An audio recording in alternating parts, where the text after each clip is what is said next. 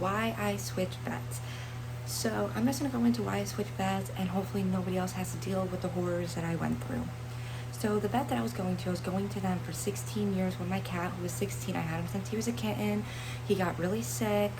He was just overnight lethargic, couldn't move, just overnight rapid decline. So I call my vet and I say, hey, listen, this is what's going on. He's sick, he's not moving, he's lethargic. I need to bring him in ASAP. They turned around and said, we won't be able to see him for 6 months. 6 months. My cat doesn't even have a day at this point, but they're telling me I have to wait 6 months. So at that point, I'm like, do you have any other vets that you could recommend that could possibly see him today? They wouldn't. They wouldn't recommend me anything. They told me I had to do my own research and try to find another vet. So all day on Monday, here I am searching around for vets, searching around for vets. Finally, I found a vet that could take him in Monday morning at 8 a.m. when they open. I was like, all right, vet, keep that appointment, I'm bringing him in. Then I call back my vet. And I tell them, hey, I found a new vet. Can you please fax over the documents so that way this vet has them for when they go in tomorrow to take a look at him? They tell me, yeah, sure, no problem, I'll fax them over.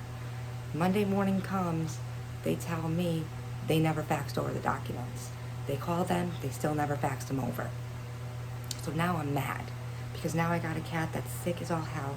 This vet has no idea what they're dealing with. And my cat is dying. Like, you can just tell my cat is dying at this point.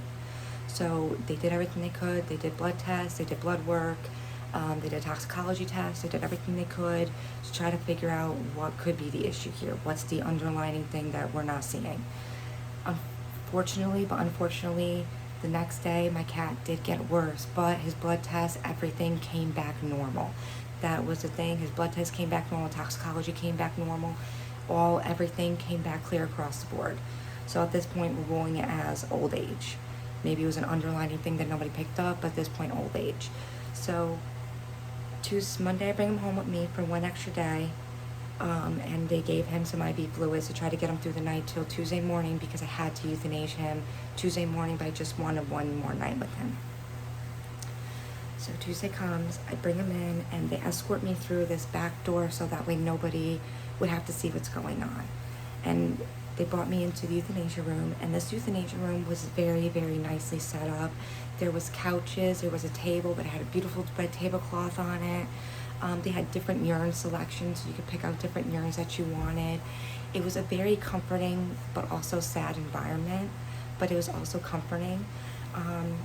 So then, as the vet was going through the process, euthanasia and how it goes, I looked at them and said, hey, is it okay if I hold my cat one last time? Just hold him one last time as he takes his last breath. This vet looked at the euthanasiast and the anesthesiologist looked at each other almost in shock by this request. And they looked at each other and they were like, yeah, we can do this. We'll bring the cat back to you. So they took the cat into a room where they did surgery, put a catheter in him, then they brought him back to me. And they wrapped him up in the sweetest little blanket. They had him all wrapped up, and they just gave me my little bundle of joy. And in that moment, I held him, and I told him I loved him, and I told him that this is what had to be done, and that I'm sorry. So as they're going through the euthanasia process, first they do what's called it's kind of like a laxator that helps, like, before they do the euthanasia, they do, like, a way to relax their muscles, kind of, like, get them to, like, drift out into sleep. So as they do the first part of it, he starts drifting off into sleep, and he just puts his head right down on my shoulder, and he's just falling asleep.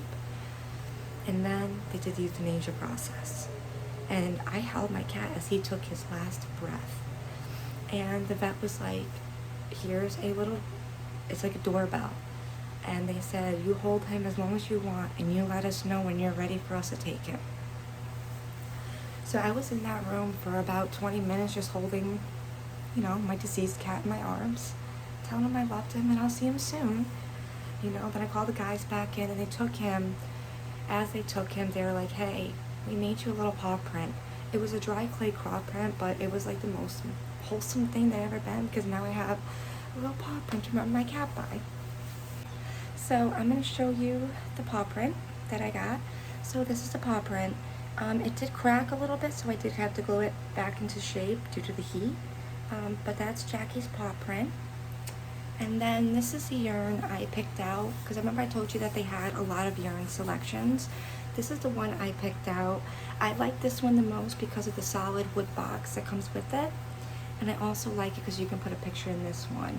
So I like the picture one so that we give some more of like, more characteristics to them, so they're not just, you know, just a solid metal box on the thing. So I did go with this one. This one's a little bit more on the pricier side, but you know, for 16 years, he deserves it.